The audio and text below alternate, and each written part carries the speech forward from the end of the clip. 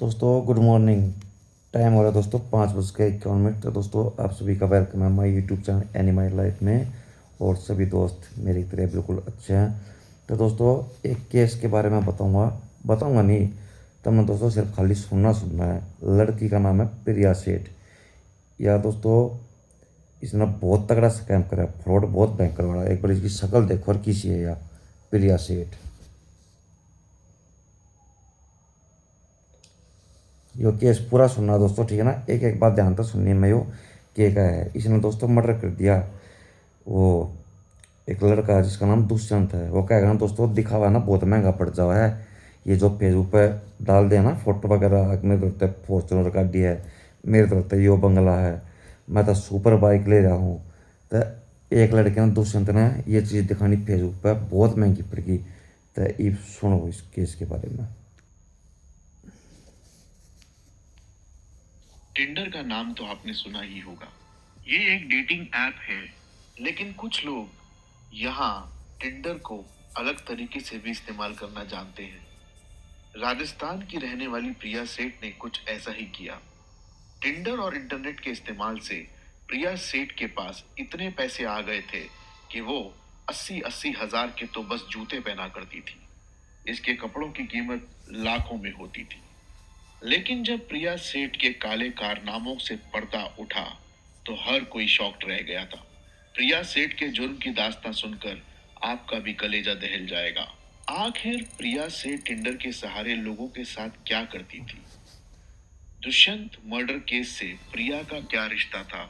और प्रिया सेठ के काले कारनामों से पर्दा कैसे उठा?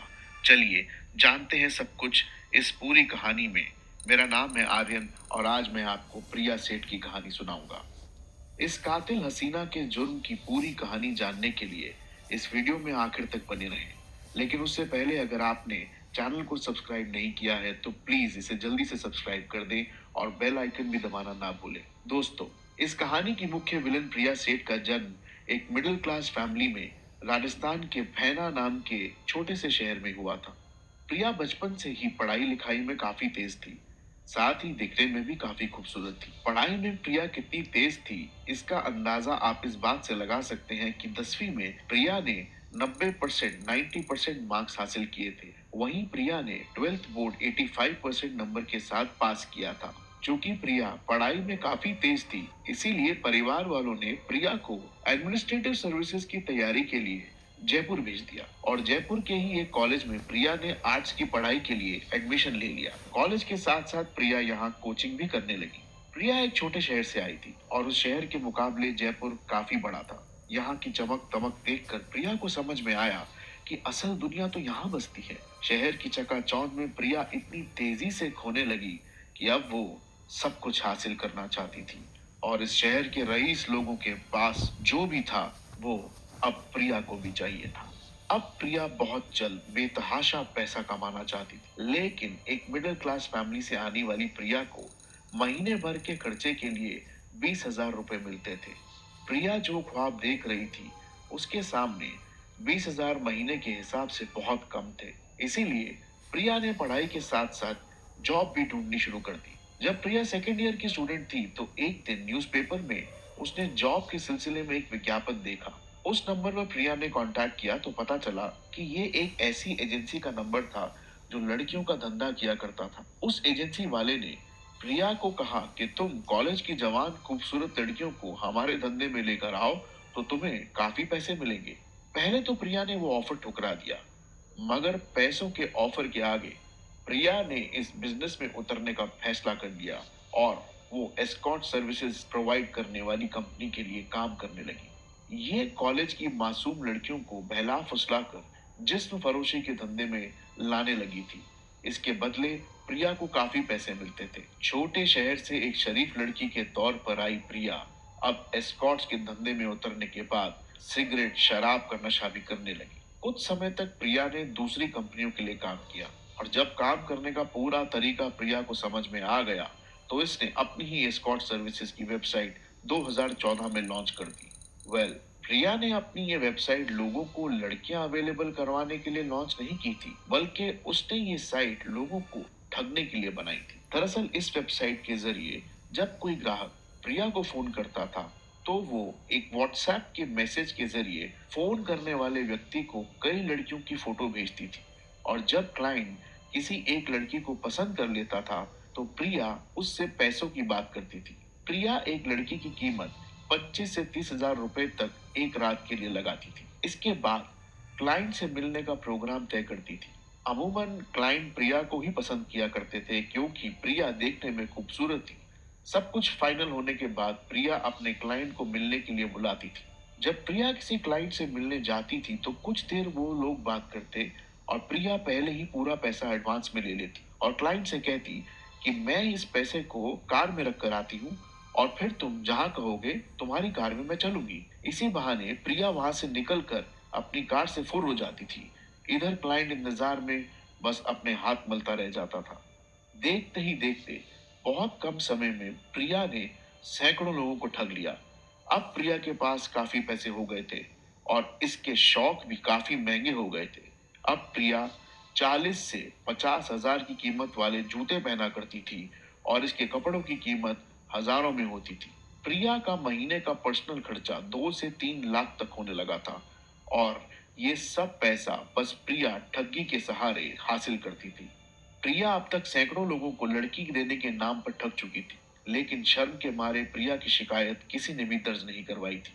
मगर 2014 में जब ऐसी ही ठगी प्रिया ने एक व्यक्ति से की, तो उसने पुलिस में रिपोर्ट दर्ज करवा दी और प्रिया को गिरफ्तार कर लिया गया। मगर कुछ ही दिनों के अंदर प्रिया जेल से बाहर आ गई और फिर से इस धंधे में शामिल हो गई। इसी तरह 2014 ये जो दो फोटो दिखे ना दोस्तों, इसमें एक प्रिया सेठ का बॉयफ्रेंड है और जो दूसरा लड़का है वो बॉयफ्रेंड का दोस्त है। में ही प्रिया एक बार एटीएम के पैसे निकालने गई और फिर गैस कटर की मदद से उसने एटीएम के अंदर पैसे रखने वाली जगह को काटना शुरू कर दिया। वो पकड़ी गई और इस मामले में भी कुछ महीने जेल में रहने के बाद वो वापस आ गई। जेल से बाहर आने के बाद एक तरफ प्रिया एस्कॉर्ट सर्विसेज के नाम पर लोगों से पैसे ठग रही थी और अब इससे इंटरनेट के जरिए भी ठगी का रास्ता मिल गया था। 2015 के बाद डेटिंग ऐप टिंडर काफी लोकप्रियता बटोर रहा था और लोग मौज मस्ती के लिए अपने पार्टनर की तलाश में टिंडर ऐप का सहारा लेने लगे थे। प्रिया ने अब टिंडर ऐप को अपना ठिकाना बनाया और वहां वो लोगों को पहले अपने जाल में फंसाती थी। कुछ दिन बातें किया करती थी, फिर मुलाकातों का दौर शुरू हो जाता था। जब प्रिया किसी टिंडर मैच से मिल जाती थी तो उसके साथ कुछ अश्लील तस्वीरें भी खिंचवा कर रख लेती थी। फिर उन्हीं तस्वीरों के जरिए प्रिया सामने वाले को ब्लैकमेल करना शुरू कर देती थी और फिर ब्लैकमेलिंग के जरिए लाखों रुपए ठग लेती और टिंडर से भी इसकी अच्छी खासी ठगी हो रही थी। अगर एक दो मामलों को छोड़ दें तो किसी भी मामले में प्रिया के खिलाफ किसी ने शिकायत दर्ज नहीं करवाई क्योंकि प्रिया इतनी शातिर थी कि वो सिर्फ 35 से 45 साल की उम्र वाले शादीशुदा अमीर लोगों को ही अपना शिकार बनाती थी। अब ऐसे लोग ब्लैकमेलिंग के खिलाफ शिकायत दर्ज नहीं करवाते थे क्योंकि अगर वो ऐसा करते तो उनकी शादीशुदा जिंदगी बर्बाद हो जाती, साथ ही उनकी बदनामी होती 16। ऐसा होते होते साल 2018 आ गया। टिंडर से ही प्रिया ने एक 45 साल के बैंक मैनेजर को अपने हुस्न के जाल में फंसाया और उसके साथ लिव इन में रहने लगी। प्रिया ने उससे काफी पैसे ठगे और कुछ महीनों तक खूब मौज मस्ती की। सामने वाला तो इसे प्यार ही समझ रहा था, मगर प्रिया के लिए वो बैंक मैनेजर एक शिकार से ज्यादा कुछ नहीं था। कुछ महीनों तक एक अच्छी लड़की बनकर प्यार का नाटक करने के बाद प्रिया अपने रंग पर आई और उसने अपने लिव इन पार्टनर को ब्लैकमेल करना शुरू कर दिया। उसने अपने पार्टनर को धमकी देना शुरू कर दिया कि तुमने मेरे साथ कई बार शारीरिक संबंध बनाया है, अगर तुमने मुझे 10 लाख रुपए नहीं दिए तो फिर मैं तुम पर रेप का केस कर दूंगी। इस बार किस्मत ने प्रिया का साथ नहीं दिया क्योंकि प्रिया के पार्टनर ने शुरू में ही इस बात की जानकारी पुलिस को दे दी और पुलिस वाले को पूरी कहानी सुनाई। इधर प्रिया पर पहले से ही कई मामले दर्ज हो चुके थे, इसीलिए पुलिस ने इस मामले को सीरियसली लेते हुए जांच शुरू कर दी और आखिरकार पुलिस ने इतने सबूत जुटा लिए जिससे ये साबित हो सके कि प्रिया उस व्यक्ति के साथ अपनी मर्जी से रिलेशनशिप में थी और अब ब्लैकमेल करके 10 लाख रुपए ऐंठने के चक्कर में थी। सारे सबूत इकट्ठा करने के बाद पुलिस ने प्रिया को गिरफ्तार कर लिया। और दोस्तों ने कहा कि ब्यूटीफुल, या कितना ब्यूटीफुल है, की शक्ल देखियो, देखिए एक बार, इन ब्यूटीफुल लड़की बताओ, उल्टी और लाग जैसे ही बताऊँ दस इसी शक्ल इसकी। वो तो कर दोस्तों, वो ऊपर वाले ने दे रखा फिर जिसका जिसा भी जो भी है, पर बाकी इसकी हरकत देखो दोस्तों किसी है, ये बता सुनो, ये कारनामे। मामले में प्रिया 2018 की शुरुआत में लगभग 1 महीने तक के लिए जेल में रही और फिर बेल पर बाहर आ गई। जेल से बाहर आने के बाद भी प्रिया अपनी हरकतों से बाज नहीं आई और उसने एक बार फिर से टिंडर पर अपने नए शिकार खोजने की तैयारी कर ली। इस बार प्रिया की मुलाकात टिंडर पर प्रिया सेठ को विवान कोहली ने खुद को अविवाहित बताया। इसके अलावा जो नाम बताया दोस्तों अपना दुष्यंत, उन्होंने अपना नाम भी बदल रखा था फेसबुक आईडी पे, नाम दुष्यंत पर के रखा उसने विवान कोहली। विवान ने प्रिया को बताया कि वो दिल्ली में रहता है और उसका ताल्लुक बहुत बड़े बिजनेस घराने से है और वो करोड़ों का मालिक है। इतना सब कुछ जानने के बाद प्रिया के लिए ये एक परफेक्ट शिकार था। धीरे धीरे इन लोगों की खूब बातें होने लगी और प्रिया विवान कोहली के साथ प्यार का नाटक करने लगी। दोनों घंटों घंटों तक बात किया करते और इन दोनों में कई बार राजस्थान के एक होटल में मुलाकात भी हुआ करती। इसी बीच 2018 में फरवरी के महीने में टिंडर पर ही प्रिया की मुलाकात 21 साल के दीक्षांत नाम के लड़के से हुई। दीक्षांत का संबंध मुंबई के एक रईस परिवार से था और दीक्षांत खुद भी पेशे से एक मॉडल था और प्रोड्यूसर भी था। प्रिया ने दीक्षांत को भी अपने प्यार में फंसा लिया। दीक्षांत प्रिया को लेकर इतना पागल हो गया कि वो अपने काम धंधे को छोड़कर जयपुर आ गया और यहाँ इसने प्रिया के साथ मिलकर एक लग्जूरियस अपार्टमेंट में एक किराए का घर ले लिया। सोसाइटी में प्रिया और दीक्षांत ने खुद को पति पत्नी बनाकर पेश किया। एसी अपार्टमेंट के आसपास प्रिया के नए बॉयफ्रेंड दीक्षांत का एक दोस्त भी रहता था। उसका नाम था लक्ष्य वालिया। लक्ष्य की उम्र 20 साल थी। अब तक प्रिया ने जितने भी बॉयफ्रेंड बनाए थे वो सभी नाटक थे और उसने बस सामने वाले को ठगने के लिए ही प्यार का नाटक किया था। लेकिन ये पहली बार था जब प्रिया खुद दीक्षांत के प्यार में पड़ गई थी। दोनों लिव इन में रहने लगे थे। जब साथ रहते हुए कुछ समय गुजर गया तो प्रिया को पता चला कि दीक्षांत मुंबई के रईस परिवार से तो जरूर आता है, मगर फिलहाल दीक्षांत 25 लाख के कर्जे में डूबा हुआ है। दीक्षांत ने एक प्रोजेक्ट में पैसा लगाया था, लेकिन उस प्रोजेक्ट में उसे जबरदस्त नुकसान हो गया था। जब दीक्षांत के कर्जे के बारे में प्रिया को पता चला, तो प्रिया दीक्षांत को बताती है कि तुम टेंशन मत लो, मैं पैसे का जुगाड़ करती हूँ और हम मिलकर इस कर्जे को चुका देंगे। यहाँ प्रिया ने पहली बार दीक्षांत को विवान कोहली के बारे में बताया। प्रिया ने दीक्षांत को बताया कि टिंडर पर कुछ महीने पहले मेरी मुलाकात विवान कोहली नाम के दिल्ली के एक अमीर बिजनेसमैन से हुई है। वो करोड़ों का मालिक है। मैं उसे अपने प्यार में फंसाऊंगी और फिर उसे ब्लैकमेल या किडनैप करके पैसे ऐंठ लूंगी। प्रिया ने इस प्लान के बारे में अपने बॉयफ्रेंड दीक्षांत के साथ साथ दीक्षांत के दोस्त लक्ष्य वालिया को भी बताया। सभी को ये प्लान अच्छा लगा और वो इस किडनैपिंग करने के लिए तैयार हो गए। सब कुछ फाइनल होने के बाद जब उन्होंने पूरी तैयारी कर ली, प्रिया ने विवान को एक बार फिर से जयपुर मिलने के लिए बुलाया। विवान भी तुरंत प्रिया से मिलने पहुंच गया। यहाँ आपकी जानकारी के लिए बता दें कि असल में विवान कोहली नाम का कोई व्यक्ति नहीं था, बल्कि विवान कोहली का असल नाम दुष्यंत शर्मा था, जो ये रहा दोस्तों दुष्यंत शर्मा, बुलाते मगर जाने का नहीं। और ये भाई साहब दोस्तों पहुंच गया प्रिया सेठ दौरे। वो जयपुर में ही रहता था। दुष्यंत शर्मा एक प्राइवेट माइनिंग कंपनी में बतौर मैनेजर का काम किया करता था। दुष्यंत शर्मा की 3 साल पहले शादी भी हो चुकी थी और उनका एक 1.5 साल का बेटा भी था। मगर टिंडर पर दुष्यंत ने प्रिया सेठ के सामने खुद को अविवाहित करोड़पति बिजनेसमैन विवान कोहली के तौर पर पेश किया था।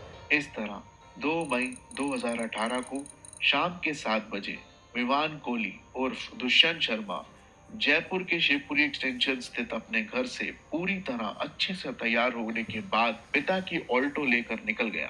जब दुष्यंत से घर वालों ने पूछा कि कहाँ जा रहे हो, तो दुष्यंत ने अपने पिता रामेश्वर शर्मा से कहा कि काम के सिलसिले में मुझे बाहर जाना है और मैं कुछ ये दोस्तों, ये दुष्यंत का मैंने ओरिजिनल फोटो दिखाया था वो, इसने जो फेसबुक आईडी पे लगा रखा था ना, ये फोटो लगा रखा था भाई साहब ने, एडिट कर रखा है।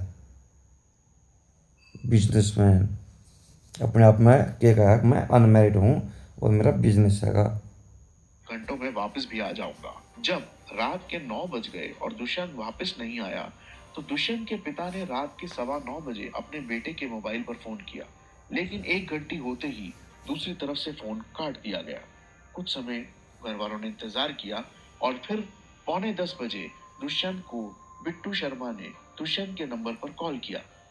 इस बार दुष्यंत ने कॉल उठाया और अपनी पत्नी को कहा कि कंपनी के एक ट्रक को पुलिस ने पकड़ लिया है। मामला बहुत बड़ा है और जुर्माने के तौर पर 8 से 10 लाख रुपए पुलिस वाले मांग रहे हैं। ऐसे में मुझे आने में रात को देर हो सकती है क्योंकि पूरा मामला सुलझाने में समय लग जाएगा। घर वालों ने सोचा कि कुछ समय बाद दुष्यंत वापस आ जाएगा, लेकिन उनकी इंतजार की घड़ियां खत्म नहीं हुई और होते होते सुबह हो गई। इसी दौरान रात में परिवार वालों और रिश्तेदारों ने अपने स्तर से दुष्यंत को खोजने की कोशिश की, लेकिन उन्हें कामयाबी नहीं मिली। रास्ते में ही पड़ने वाली पुलिस थाने में भी दुष्यंत के घर वालों ने दुष्यंत के गायब होने की औपचारिक जानकारी दे दी थी, लेकिन दुष्यंत का कोई अता पता नहीं चल रहा था। 3 मई 2018 को अचानक सुबह के 9:45 बजे दुष्यंत शर्मा ने अपने पिता को फोन किया और कहा कि इन लोगों को जितनी जल्दी हो सके 10 लाख रुपए भेज दीजिए और मुझे बचा लीजिए, नहीं तो ये लोग मुझे मार डालेंगे। इससे पहले कि दुष्यंत के पिता कुछ कह पाते, दूसरी तरफ से एक लड़की ने कहा, मैं तुम्हें 20 मिनट का समय देती हूँ। अगर 20 मिनट में तुमने अपने बेटे दुष्यंत शर्मा के अकाउंट में 10 लाख रुपए जमा नहीं करवाए तो मैं इसे मार दूंगी। इस पर दुष्यंत के पिता ने कहा कि मेरे पास अभी 10 लाख रुपए नहीं है, लेकिन 1 घंटे के अंदर 3 लाख रुपए मैं जमा करके दे सकता हूँ, तो प्लीज इसे छोड़ दे। लेकिन दूसरी तरफ लड़की ने कहा, 20 मिनट से ज्यादा समय तुम्हें नहीं मिलेगा, और उसने फोन काट दिया। इसके बाद दुष्यंत के पिता पैसों के जुगाड़ में लग गए। वो सीधा बैंक गए, जहां उन्होंने अपने जीवन भर के 3 लाख रुपए की सेविंग कर रखी थी। उन्होंने वो 3 लाख रुपए अपने अकाउंट से अपने बेटे दुष्यंत के अकाउंट में ट्रांसफर कर दिए। ट्रांजैक्शन की रसीद दुष्यंत के पिता ने व्हाट्सएप के जरिए अपने बेटे के नंबर पर भेज दी। इसके बाद दुष्यंत के पिता रामेश्वर शर्मा ने अपने बेटे के नंबर पर फोन किया, लेकिन दूसरी तरफ से फोन काट दिया गया। अब दुष्यंत के पिता पुलिस के पास गए और अपने बेटे की गुमशुदगी की रिपोर्ट दर्ज करवाई। उन्होंने फोन कॉल की पूरी बात पुलिस वालों को भी बताई। पुलिस जांच में लग गई, लेकिन पुलिस के हाथ कुछ भी नहीं लगा और यूं ही 3 मई 2018 का दिन भी खत्म हो गया। इधर अनहोनी की आशंकाओं के बीच दुष्यंत की पत्नी, माँ और पिता रो रो कर बेहाल हो चुके थे। आखिरकार वही हुआ जिसका डर था। 3 मई 2018 की रात को राजस्थान के जोटवाड़ा पुलिस स्टेशन से रामेश्वर के पास एक फोन आया। पुलिस ने बताया कि आप तुरंत एसएमएस हॉस्पिटल चले आइए क्योंकि आपको एक लाश की पहचान करनी है। दुष्यंत के परिवार वाले भागते हुए हॉस्पिटल पहुंचे। वहां जो लाश पुलिस को मिली थी, उसका चेहरा इतने बुरी तरीके से बिगाड़ दिया गया था कि पहचानना भी मुश्किल था। लाश को कई टुकड़ों में काटा हुआ था। लाश के साथ की गई हैवानियत को देखकर हर किसी की रूह कांप गई। लाश का चेहरा भले ही बिगाड़ दिया गया था, मगर दुष्यंत के पिता ने अपने बेटे की लाश को उसके पास से बरामद की गई चीजों को देखकर और बेटे के शरीर पर मौजूद कुछ निशानों को देखकर पहचान लिया। अब पुलिस के सामने सबसे बड़ा सवाल था कि आखिर दुष्यंत की हत्या किसने और क्यों की। पुलिस इस सवाल का जवाब ढूंढने में लग गई और पुलिस ने उन सभी नंबरों को ट्रेस करना शुरू कर दिया जिससे पिछले कुछ दिनों में दुष्यंत की बात हुई थी। अब दुष्यंत के नंबर की कॉल डिटेल मंगाई गई तो पता चला कि एक नंबर ऐसा है जिस पर पिछले कुछ दिनों से लगातार दुष्यंत बात कर रहा था, और उसके नंबर की तथा जिस नंबर पर दुष्यंत बात कर रहा था, दोनों नंबरों की लोकेशन दुष्यंत के मोबाइल के स्विच ऑफ होने तक एक ही जगह थी। पुलिस उस लोकेशन पर गई, लेकिन वहां पर कोई नहीं था। पुलिस को यहाँ से इतनी जानकारी जरूर मिली कि यहाँ पर एक लड़की और एक लड़का रहते हैं। पुलिस को अब प्रिया और दीक्षांत के बारे में पता चल चुका था और अब पुलिस जल्द से जल्द इन्हें गिरफ्तार करना चाह रही थी, मगर प्रिया इतनी शातिर थी कि रात में ही ऐसी जगह गायब हो गई कि उसे ढूंढना मुश्किल हो गया था। लेकिन प्रिया पुलिस को लंबे समय तक धोखा नहीं दे पाई और पुलिस के जाल में फंसी गई। जब प्रिया 4 मई 2018 की सुबह अपने बॉयफ्रेंड दीक्षांत कामरा के साथ शहर छोड़कर भागने की तैयारी में गांधीनगर रेलवे स्टेशन पर पहुंची, यहीं पर पुलिस ने उसे धर लिया। प्रिया और दीक्षांत के साथ साथ पुलिस ने लक्ष्य वालिया को भी गिरफ्तार कर लिया, क्योंकि लक्ष्य भी इन दोनों के साथ उस कार में सवार था जिस कार को लेकर दुष्यंत 2 मई की शाम अपने पिता के घर से निकला था। पुलिस इन तीनों को लेकर थाने आ जाती है और पूछताछ का सिलसिला शुरू कर देती है। शुरू में हर शातिर अपराधी की तरह ये तीनों किसी भी दुष्यंत को जानने से इनकार कर देते हैं, लेकिन जब पुलिस सख्ती करती है तो ये तीनों राज उगलना शुरू करते हैं। प्रिया के बयान के अनुसार 2 मई को प्रिया ने विवान कोहली को एक रेस्टोरेंट में मिलने के लिए बुलाया और फिर वहां कुछ देर रुकने के बाद प्रिया के फ्लैट पर चले गए। प्लान के मुताबिक प्रिया ने अपने बॉयफ्रेंड दीक्षांत और उसके दोस्त को पहले से ही बता दिया था कि वो विवान को लेकर फ्लैट पर आ रही है। इसलिए जैसे ही प्रिया विवान को लेकर फ्लैट में एंटर होती है, लक्ष्य और दीक्षांत ने विवान को अचानक से पकड़ लिया और उसके हाथ पैर बांधकर उसे एक बेड पर पटक दिया। इसके बाद लक्ष्य और दीक्षांत विवान के साथ मारपीट करने लगे और उसे धमकाने लगे। इसी बीच बिस्तर पर पड़े हुए विवान उर्फ दुष्यंत की पैंट की पिछली जेब से प्रिया उसका पर्स निकाल लेती है। इस पर्स से एक आई कार्ड निकलता है और उस आई कार्ड पर फोटो तो विवान की होती है, लेकिन नाम लिखा होता है दुष्यंत शर्मा। ये सब देखकर प्रिया सारा खेल समझ जाती है और दुष्यंत उन्हें बताता है कि असल में वो किसी करोड़पति का बेटा नहीं है, बल्कि एक माइनिंग कंपनी में काम करने वाला एक छोटा सा मैनेजर है। अब इन तीनों को समझ नहीं आता कि इस दुष्यंत के साथ क्या किया जाए, क्योंकि ये लोग तो विवान कोहली से करोड़ों रुपए निकालना चाह रहे थे, लेकिन इनके सामने पड़ा था दुष्यंत शर्मा, जिसकी हैसियत 2-4 लाख रुपए भी नहीं थी। कुछ देर सोचने के बाद प्रिया और दीक्षांत दुष्यंत से कहते हैं कि अभी अपने पिता को फोन करो और जल्द से जल्द 10 लाख रुपए अरेंज करो। इसके बाद क्या हुआ वो हम आपको पहले ही बता चुके हैं। जब प्रिया से पूछा गया कि जब तुम्हें 3 लाख रुपए मिल गए थे तब भी तुमने दुष्यंत की हत्या क्यों की, तो इस पर उन लोगों ने बताया कि हम लोगों ने पैसे मिलने से पहले ही प्रिया के कहने पर दुष्यंत की हत्या कर दी थी। दरअसल पूरा प्लान फेल होने से प्रिया बहुत गुस्से में थी, इसीलिए उसने दुष्यंत की मौत का फैसला पहले से ही कर दिया था। दुष्यंत को मारने के लिए प्रिया का बॉयफ्रेंड दीक्षांत दुष्यंत के सीने पर बैठ गया और अपने हाथों से दुष्यंत का गला दबाने लगा। जब दुष्यंत नहीं मरा तो उसने एक तकिए से दुष्यंत का मुंह दबाकर उसे फिर से मारने की कोशिश करी, फिर भी दुष्यंत की मौत नहीं हो रही थी। इससे प्रिया को गुस्सा आ जाता है और वो सीधे किचन में जाती है, जहां से फल काटने वाला चाकू लेकर दीक्षांत के हाथ में दे देती है। अब चाकू से दीक्षांत दुष्यंत की गर्दन पर 10 से 12 बार वार करता है और आखिरकार दुष्यंत को मौत की नींद सुला देता है। दोस्तों देख लेना, बेफालतू की हवाबाजी, जितना दोस्तों भगवान ने दे रखा ना उससे हमें शांति रखनी चाहिए। घना दिखावे में दोस्तों कुछ ना धरा। ये जो दुष्यंत ना दोस्तों, इसके 2 भाई भी थे बड़े, एक की एक्सीडेंट में डेथ हो गई थी और एक बीमार हो रहा था, कोई बीमारी थी उसका, तो उसकी भी डेथ हो गई थी। मतलब ये टोटल 3 भाई थे और इसका एक 1.5 साल का लड़का हैगा, तो इसका भी मर्डर कर दिया। अब घर में कौन रह गया? सिर्फ इसकी वाइफ और इसके माँ बाप और इसका वो छोटा सा छोरा जो 1.5 साल का। इन्होंने दोस्तों बहुत हाथ पास जोड़े, अगर मना माफ़ कर दो मैं पैसा वाला कौन हूँ मनता है, फेक आईडी बना रखी थी। पर इस लड़की का गुस्सा सिर्फ इससे बात का है, और क्या इतने टाइम तक इतनी मेहनत करने लग रही थी को हो, ये तो करोड़पति है और जो तेरा बॉयफ्रेंड है दीक्षांत है, इसका कर्जा भी उतर जाओगा। और ये जो दोस्तों इसका बॉयफ्रेंड है ना प्रिया सेठ का, है तो पैसे वाला रईस फैमिली का है, पर क्या है ये सट्टे में पैसे आ रहा था, कर्जा चल रहा था 25 लाख रुपए, तो इसके घर के इससे पैसे ना देना थे। इस कारण इसकी सोशल मीडिया पर दोस्ती हुई थी इससे प्रिया सेठ, जब ये मुंबई था जयपुर आवा है। और फिर ईवीआर जब पकड़ी जान दोस्तों, जब इसका अकाउंट देखा प्रिया सेठ का, तो इसके अकाउंट में 1 करोड़ 80 लाख रुपए पाए हैं, देख लो।